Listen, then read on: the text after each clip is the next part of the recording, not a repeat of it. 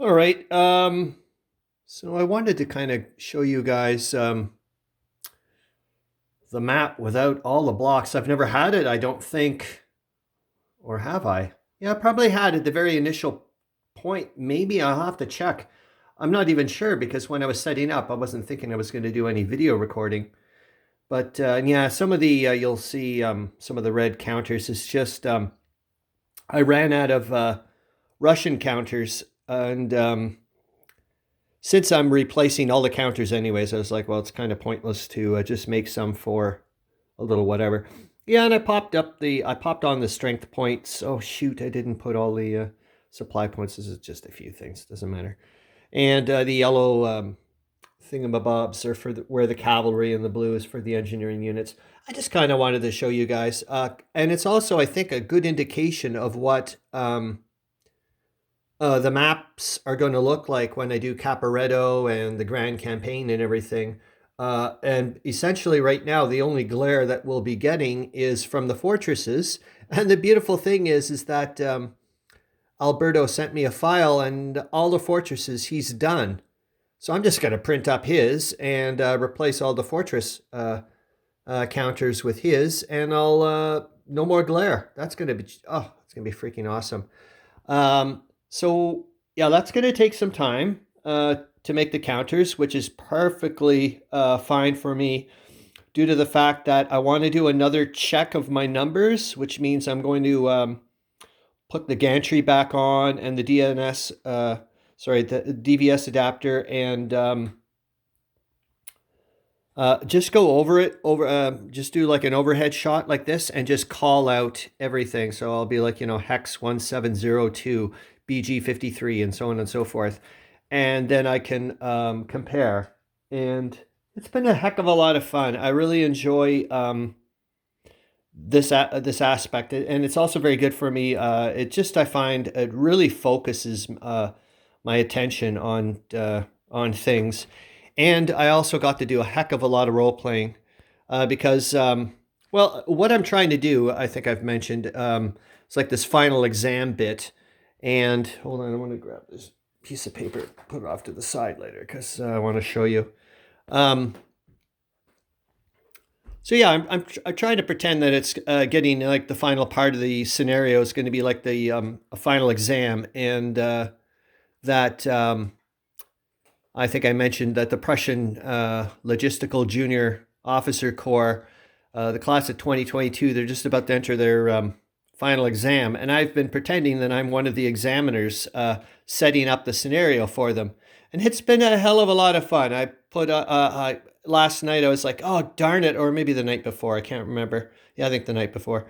I was like, oh, darn it. I wish I had one of my lab coats from work because I've chopped down so much time now. The forceps are on my left chest pocket, mechanical pencil on the right. I just need to talk to Zoe, and we're going to see if we can hopefully modify a lab coat so I can slap on a pocket for a ruler, that type of stuff. But I was thinking, anyways, I'll show you the lab coat that I want to get. Not now because it's Christmas time, but look at that, sweetheart. Oh, sweet Jesus jumping. And it's only $30 American. And it kind of looks Prussian blue in a weird way. There's also it's from Just Lab Coats website, I think.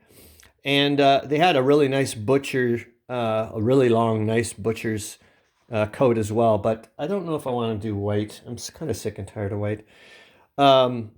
Anyway, so yeah, I've been pretending to be an examiner, which has been wonderful. So that's been a lot of fun role playing, in the sense that I'm like, pretending I'm setting up, like I said, setting up this table, and then I go over to the adjoining room where all my force sheets are.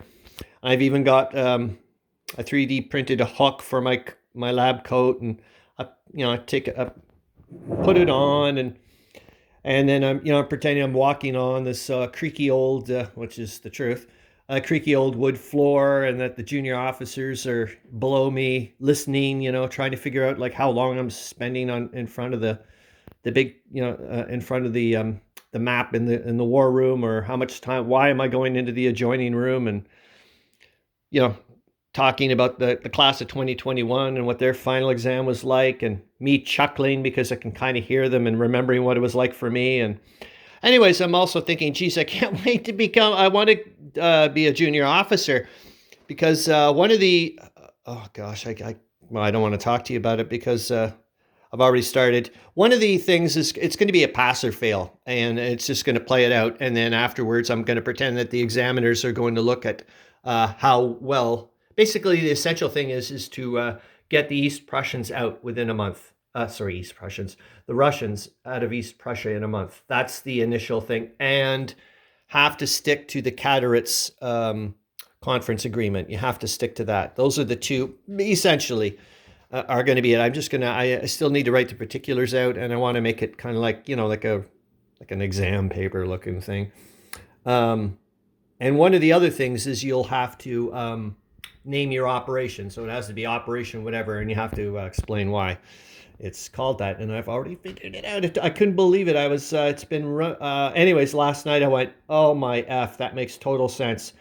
And I'm like, anyways, I have to wait because I can't take the exam yet. It hasn't even been written.